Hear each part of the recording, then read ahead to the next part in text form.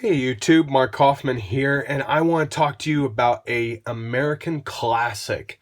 That's right, I'm going to be talking about the Buck 110. This, least to say, is an American icon. You think of a pocket knife, this is really what comes to mind. You think of dad's or even granddad's knife, and this is what comes to mind. We were not thinking about 3-inch laws. We were not thinking about practicality. We were thinking about a tank that could cut and do it well. And really, to be honest with you, I don't think this package could be improved upon any more than it has been for the last so many decades it's been out. Excuse me. And I know there's the S30V models. I know there's a 20CV model, and I know there's a bunch of renditions of this specific knife.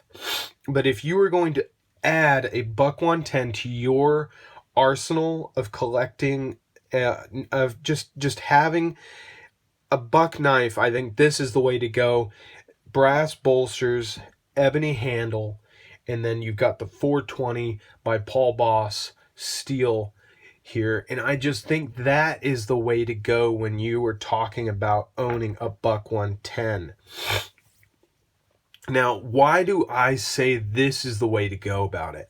Well, personally, you could get the lightweight model and then just think it's not built tough enough. You could also get the micarta model with the S30V and think, well, I'm not too crazy about that. With this here, you get how it was designed back when it was first introduced, and you get that first original package, and you can base your decision on this one. Yes, it's too heavy. Yes, I want something lighter. Yes, this is built well. This is going to do the job. You can even do simple modifications to it. Like I've honestly thought about adding some jimping over here. That wouldn't be a hard thing to do for a knife like this. I have, excuse me, I have added a sharpening choil to this knife. And this 420 HC steel is it's just an absolute pleasure to sharpen on, and you can get a really keen edge very quickly on it. Now, so here is the Buck 110, and then here is the other knife I carry that it is its counterpart. This is a vintage Schrade LB7, and we can see here that these are two very similarly designed knives. However, I think the Schrade has done a few things better, and the Buck has done a few things better. Now, I personally feel like the Buck, I like how these parts are curved. It originally was not like that. It actually was almost at a right angle and then flat. So it was actually not these nice contoured angles. It was a flat piece of metal, very similar to this Schrade, except it was completely 90 degrees, not sloping this way.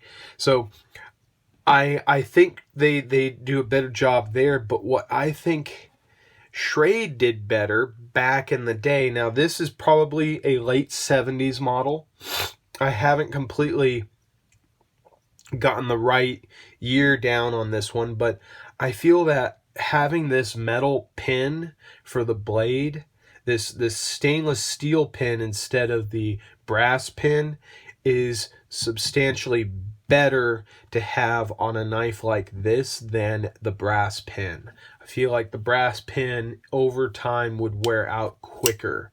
So there are just a few things that Schrade did better. I personally feel like the construction of the Schrade is a little better than the Buck, but I feel like the Buck is more comfortable to hold and to use for longer periods of time. The Schrade does have great things about it.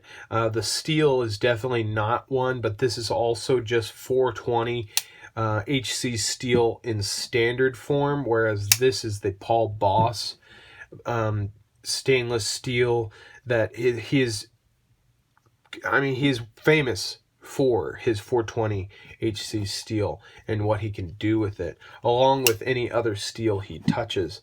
So really just a quick comparison there. I do think that Buck does a great job with their pinning.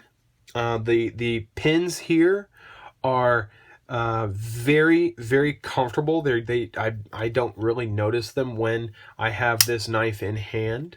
Whereas the Schrade, the pins are flush. So I don't really see a difference there. And also just a very quick note, when you are looking at Schrade knives, you have two different variants. You have the older one, which has more pins, and then the newer USA model, which has fewer pins. You can see that this is missing one pin. And the later models had fewer pins, and I do not know the real reason for that or why they decided to go that route, but that's just how they did it, whereas Buck has always had 4 pins. So that's just something of note, and you can't really compare one Schrade to just one Buck, because Buck has pretty much never changed this design since its inception.